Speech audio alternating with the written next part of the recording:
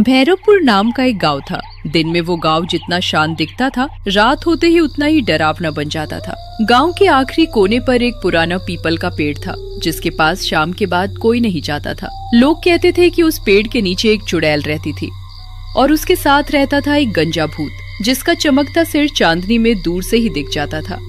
गांव में 3 दोस्त रहते थे, रघु, भोला और टीका। एक रात तीनों चौपाल पर बैठे थे। देखो भाई, मैं तो सीधी बात बोलता हूँ, ये चुड़ैल वुड़ैल कुछ नहीं होती। गांव वाले बेकार में डरते हैं। अगर सच में चुड़ैल होती ना, तो सबसे पहले मेरे घर आती, क्योंकि मेरी कमला रोज बोलती है कि तुम्हारे साथ रहने से अच्छा तो किसी भूत के साथ रह लूं। टीका, तू मजाक मत कर। मैंने कल रात अपनी आंखों से देखा है। पीपल के नीचे एक औरत उल्टे पैरों से चल रही थी। उसके बाल इतने लंबे थे कि मुझे लगा जैसे कोई काला कंबल जमीन पर घिसट रहा हो। भोला, तू तो बिल्ली देखकर भी हनुमान चालीसा पढ़ने लगता है। लेकिन बात में कुछ तो है। पिछले हफ्ते लाला के बैल की पूंछ किसी ने चोटी की तरह बांधी थी और पंडित जी की धोती पीपल के पेड़ पर लटकी मिली थी। इतने में पीपल की तरफ से एक डरावनी हंसी सुनाई दी। भोला का चेहरा पीला पड़ गया। मैं घर जा रहा हूँ। मुझे अपनी बीवी सुशीला की डांट मंजूर है, लेकिन चुड़ैल की हंसी बिल्कुल मंजूर नहीं। रुक, आज सच पता लगाते हैं। अगर चुड़ैल है तो पकड़ेंगे, और अगर कोई औरत नाटक कर रही है तो पूरे गांव के सामने सच खोलेंगे। एक काम करते हैं, कल्लू नाई से उस्तरा और मशीन ले आते हैं। अगर चुड़ैल मिली तो उसके बाल काट देंगे। जिस चीज पर उसे सबसे ज्यादा घमंड है वही उड़ा देंगे। फिर देखेंगे कैसे डराती है। तुम दोनों पागल हो क्या? आदमी से पंगा लो, जानवर से पंगा लो, लेकिन चुड़ैल के बालों से पंगा मत लो। चुड़ैल के बाल उसकी शक्ति होते हैं। अगर वो सच में चुड़ैल निकली तो हमारी फोटो पर माला लग जाएगी। लेकिन रघु और टीका ने भोला की बात नहीं मानी। रात के करीब 12 बजे तीनों पीपल के पेड़ के पास पहुंच गए। अचानक पेड़ के पीछे से एक सफेद चेहरा निकला।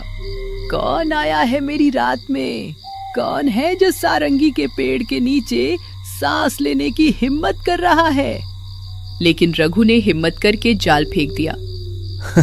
मैडम, गांव में फ्री हेयर कट योजना चल रही है। आज आपका नंबर आया है। इतने लंबे बाल रखने का अलग से जुर्माना भी लगता है। चुड़ैल जोर जोर से चीखने लगी। उसकी चीख से पीपल के पत्ते काले पड़ने लगे। रघु और टीका ने उसके बाल काटने शुरू कर दिए। कुछ ही देर में सारंगी चुड़ैल का सिर बिल्कुल गंजा हो गया। तुम तीनों ने सारंगी के बाल नहीं काटे। तुमने मौत के साथ मजाक किया है। मेरा साथी भैरू लौटेगा। वो गंजा भूत है, लेकिन उसका गुस्सा तुम्हारी हंसी सुखा देगा। तुमने मुझे गंजा किया है, अब तुम्हारे घरों की इज्जत के बाल गिरेंगे। वाह, गंजी चुड़ैल का प्रेमी भी गंजा भूत। ये तो गांव की सबसे चमकदार जोड़ी निकली। सारंगी धुएं में बदल कर गायब हो गई। अगली सुबह लोग चौपाल पर सारंगी का मजाक उड़ाने लगे। रघु की पत्नी गौरी ने रात को बालों में कंघी की तो कंघी में बालों का बड़ा गुच्छा अटक गया। वो डर गई और रघु को बुलाने लगी। रघु, सच सच बताओ, तुमने कल रात क्या किया था? मेरे बाल कभी ऐसे नहीं टूटे। मुझे लग रहा है जैसे रात को कोई मेरे सिर के पास बैठा था। सपने में एक गंजी औरत हंस रही थी और बोल रही थी, पहला गुच्छा गिर गया, अब पूरा सिर चमकेगा। रघु ने बात टाल दी, लेकिन उसके चेहरे पर डर साफ दिख रहा था। उस रात तीनों दोस्त फिर चौपाल पर मिले। इस बार किसी के चेहरे पर हंसी नहीं थी। मैंने कहा था ना, गलती हो गई। चुड़ैल को गंजा करना मजाक नहीं था। अब वो हमारी पत्नियों के पीछे पड़ेगी। सुशीला के बाल उसकी जान है। अगर वो गंजी हो गई ना, तो पहले भूत मुझे मारेगा, फिर सुशीला। हो सकता है कोई गांव वाला मजाक कर रहा हो, लेकिन तेल की बोतल में कागज कैसे अगजामा, ये मेरी समझ से बाहर है। और कमला ने अगर सच जान लिया तो भैरू से पहले वही मेरा अंतिम संस्कार कर देगी। तभी चौपाल के बीच रखा दिया अपने आप बुझ गया। अंधेरे में एक आदमी जैसी परछाई दिखाई दी। उसका सिर बिल्कुल गंजा था। रघु, भोला, टीका, तुमने मेरी सारंगी को रुलाया। उसके बाल उसकी शान थे। अब मैं तुम्हारे घरों की शान को छूंगा। तुम्हारी पत्नियों के बाल एक एक रात में गिरेंगे। तुम देखते रहोगे, बचाते रहोगे, लेकिन हर सुबह तकिया बालों से भर जाएगा। तीनों के गले सूख गए।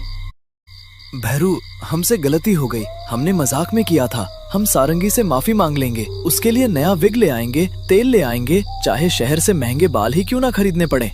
भूत की मोहब्बत विग से नहीं चलती रघु। सारंगी रोई है, उसकी चीख पीपल की जड़ तक गई है। अब तुम तीनों को वही डर महसूस होगा जो उसने महसूस किया था। भैरू गायब हो गया, लेकिन जाने से पहले चौपाल की मिट्टी पर उस तरह से लिख गया। अगली सुबह भैरवपुर में डर फैल गया। रघु, भोला और टीका ने अपनी पत्नियों को सब सच बता दिया।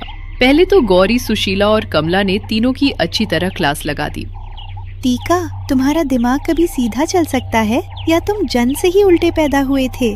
तुमने चुड़ैल के बाल काट दिए और अब उसका गंजा प्रेमी हमारे पीछे उस तरह लेकर घूम रहा है। मैं तो सोचती थी मेरी शादी एक आदमी से हुई है, लेकिन तुम तो चलती फिरती मुसीबत निकले। भोला, तुम तो डरते थे, फिर वहाँ गए क्यों? तुम्हारी हिम्मत सिर्फ मुझसे झूठ बोलने में चलती है क्या? अगर मेरे बाल गए ना तो मैं पहले तुम्हारा नाम बदलकर बिना अक्ल वाला भोला रख दूंगी।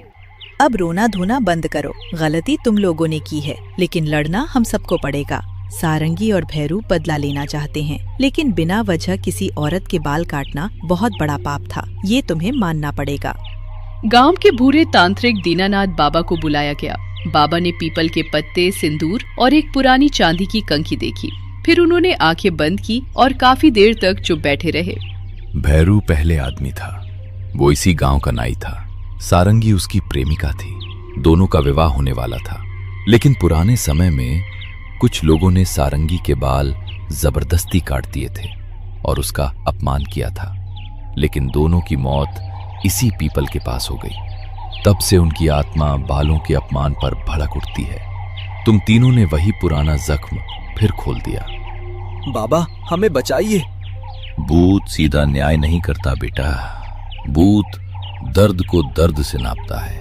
उसे लगता है कि तुम्हारी सबसे बड़ी चिंता तुम्हारी पत्नियों के बाल है, इसलिए वो वही छीनना चाहता है। लेकिन एक रास्ता है, तीसरी रात से पहले तुम्हें सारंगी के असली बाल ढूंढने होंगे, जो पीपल की जड़ के नीचे दफन है।